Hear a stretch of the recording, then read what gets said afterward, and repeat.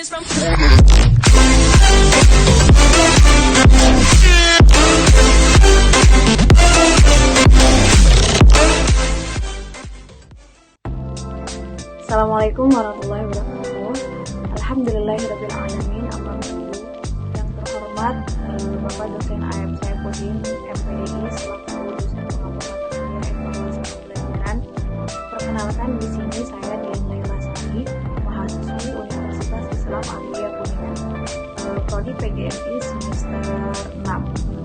Di sini saya akan menyampaikan terkait hasil ujian akhir semester.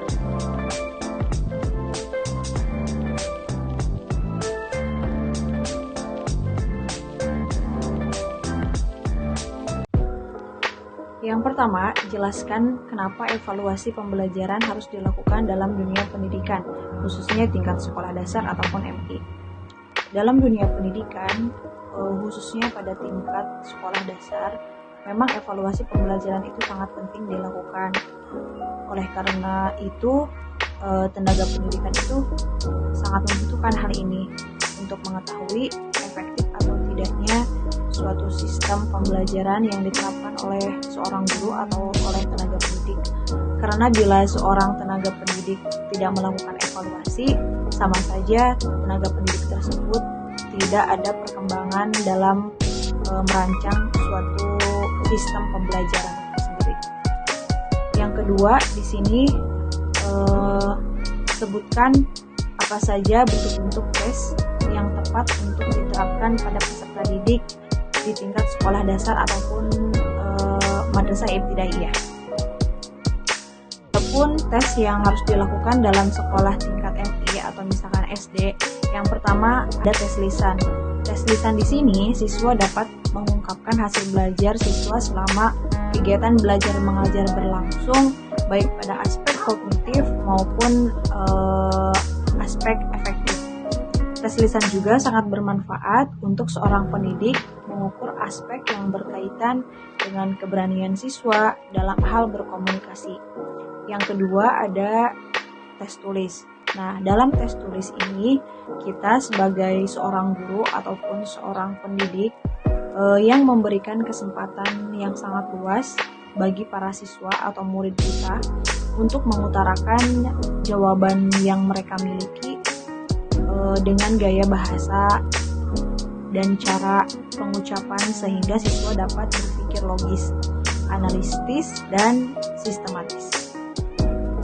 Adapun pertanyaan yang ketiga di sini yaitu jelaskan keunggulan dan kekurangan masing-masing dari tes yang telah diterapkan oleh seorang pendidik di tingkat sekolah, baik sekolah dasar ataupun madrasah ibtidaiyah. Yang pertama dari keunggulan dan kekurangan tes lisan ataupun tes tulis, karena saya mengandalkan dua tes yang ini. Yang pertama, keunggulan tes lisan tersendiri dapat menilai kemampuan dan tingkat pengetahuan yang dimiliki oleh seorang siswa,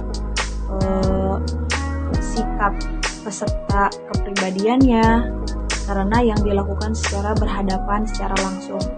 Yang kedua, bagi siswa yang kemampuan berpikirnya lambat atau kurang sehingga sering mengalami kesulitan dalam memahami pertanyaan soal, tes bentuk lisan juga dapat menolong sebab dapat menanyakan secara langsung bagaimana soal tersebut dengan kejelasan pertanyaan yang dimaksud.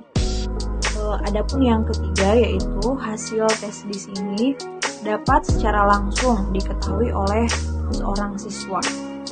Itu mengenai kelebihan dari tes lisan. Adapun kekurangannya yang pertama yaitu kekurangan dari tes lisan di sini yang pertama subjektivitas.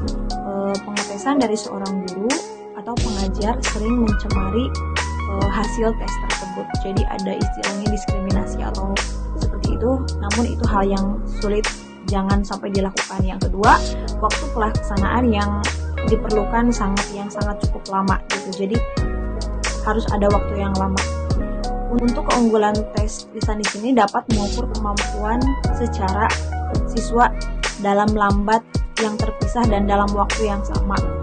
Yang kedua di sini dalam tes tulis peserta didik juga relatif memiliki kebebasan untuk menjawab soal, sehingga secara psikologi peserta didik lebih bebas dan tidak terikat. Yang ketiga, pada tes tertulis di sini, karena soalnya sama, maka objektivitas hasil penilaiannya pun lebih dapat dipertanggungjawabkan daripada tes lisan ataupun tes tindakan. Namun tes tulis juga memiliki kekurangan. Yang pertama yaitu tes tulis di sini belum tentu cocok mengukur psikomotorik dan pengukur ranah efektif pada tingkat karakteristik yang dimiliki oleh seorang siswa. Yang kedua yaitu hasil dari tes tulis di sini sangat sedikit diragukan karena peserta dapat melakukan kecurangan dalam pengerjaannya. Contoh, misalkan siswa tidak mengerjakan sendiri tapi dia bisa melihat jawaban dari hasil teman sebangkunya atau teman yang ada di sebelahnya. Yang ketiga yaitu apabila tidak menggunakan bahasa yang tegas dan lugas dapat mengandung pengertian ganda sehingga berakibat data yang ditulis atau yang masuk itu salah. Untuk pertanyaan yang keempat di sini, jelaskan kaidah-kaidah penyusunan tes yang baik, khususnya untuk jenis soal pilihan ganda dan uraian. Dalam hal ini, soal harus sesuai dengan indikator. Artinya, soal harus menanyakan perilaku dan materi yang hendak diukur sesuai dengan tuntutan indikator. Kemudian pilihan jawaban yang harus homogen dan logis ditinjau dari segi materi, artinya semua pilihan jawaban harus berasal dari materi yang sama seperti yang ditanyakan oleh pokok soal. Penulisannya harus jelas, harus setara, dan semua pilihan jawaban harus berfungsi. Kemudian setiap soal pun harus memiliki satu jawaban, jawaban yang benar atau yang paling benar. Artinya dalam satu soal ini hanya mempunyai satu kunci jawaban.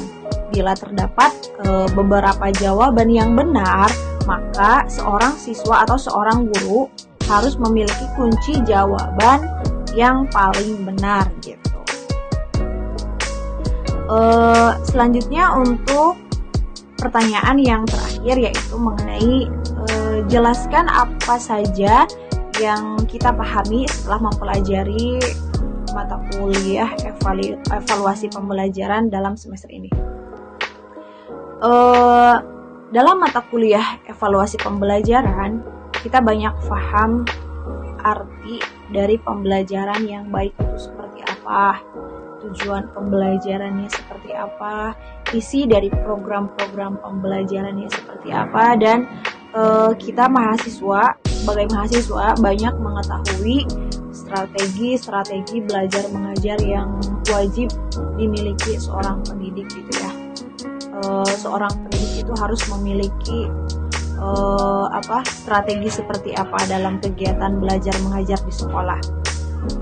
Adapun aspek-aspek program pembelajaran yang lainnya, mungkin itu yang dapat saya sampaikan mengenai hasil jawaban ujian akhir semester. Alhamdulillahirrahmanirrahim, jawaban demi jawaban telah saya sampaikan mengenai ujian akhir semester mata kuliah evaluasi pembelajaran. Semoga apa yang saya sampaikan bermanfaat untuk teman-teman semua yang menonton, khususnya bagi saya pribadi. Mohon maaf apabila banyak kesalahan dalam penyampaian jawaban yang saya berikan. Terima kasih atas waktunya. Assalamualaikum warahmatullahi wabarakatuh.